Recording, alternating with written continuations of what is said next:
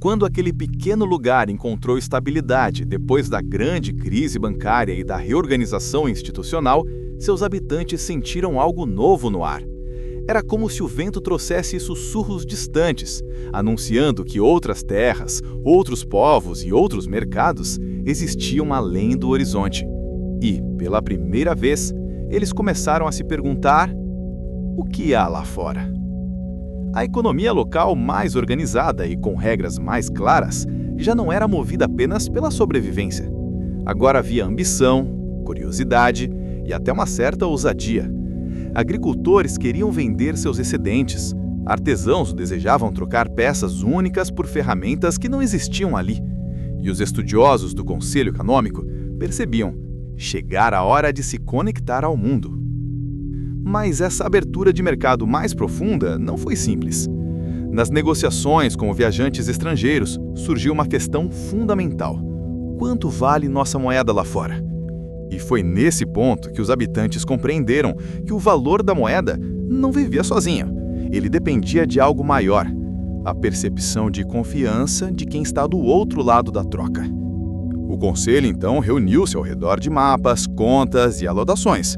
Debateram sobre termos que alguns nunca tinham ouvido: preço relativo, risco país, taxa de câmbio, competitividade. Explicaram que preço relativo é apenas comparar quanto vale uma coisa frente à outra. Como medir se um cesto de grãos compra mais ou menos do que comprava antes. Falaram que risco país é a forma como outras regiões enxergam a segurança econômica daquele lugar. Se percebem instabilidade, juros caem e oportunidades surgem. Mas se vem incerteza, tudo fica mais caro.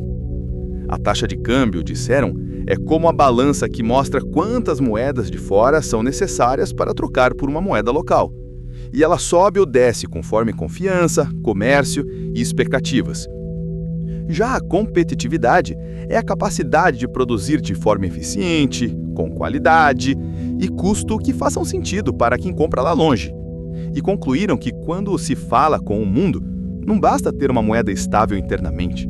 É preciso mostrar solidez, previsibilidade e capacidade de honrar compromissos para quem observa de fora e decide se vale a pena trocar, investir, vender ou confiar. Com o tempo, começaram a chegar mercadores de terras longínquas. Alguns traziam metais reluzentes, outros tecidos raros. Alguns chegavam com ferramentas avançadas. E todos faziam a mesma pergunta: o seu lugar tem algo que nos interessa?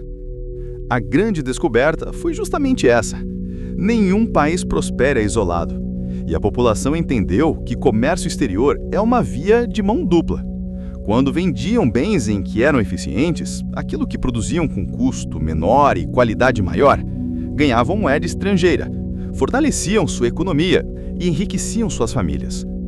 Quando importavam aquilo que não tinham capacidade de produzir, economizavam tempo, recursos e aumentavam o bem-estar do povo. Mas essa integração trouxe novos desafios econômicos. O fluxo de entrada e saída de mercadorias começou a revelar números curiosos.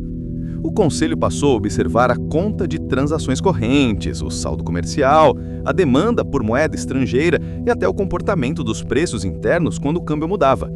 Quando houve uma safra excepcional, por exemplo, o lugar exportou tanto que a moeda local se valorizou. Os consumidores comemoraram, pois as importações ficaram mais baratas.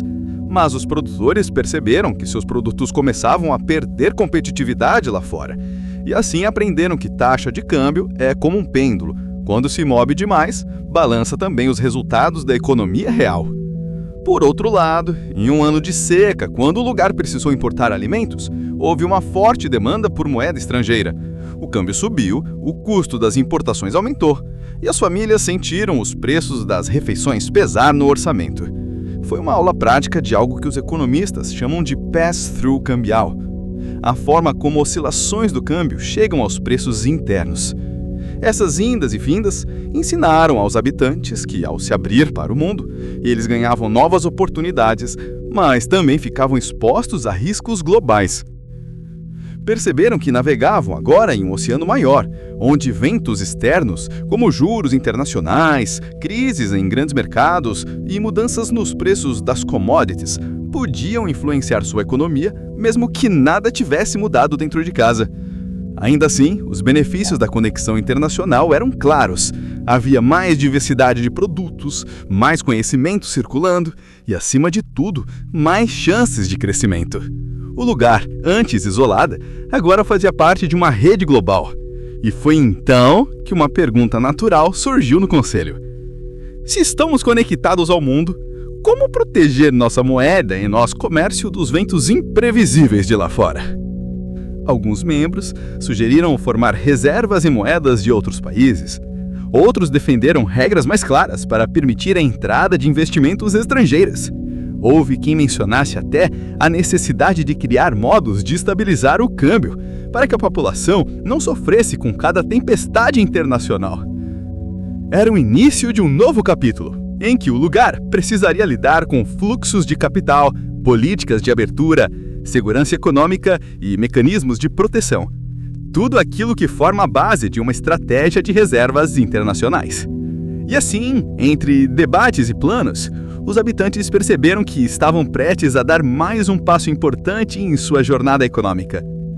Porque no próximo episódio de Fábulas Financeiras, eles descobrirão como funciona a abertura comercial e financeira, por que alguns países criam grandes reservas internacionais e como esses recursos ajudam a proteger a economia quando o mundo entra em turbulência.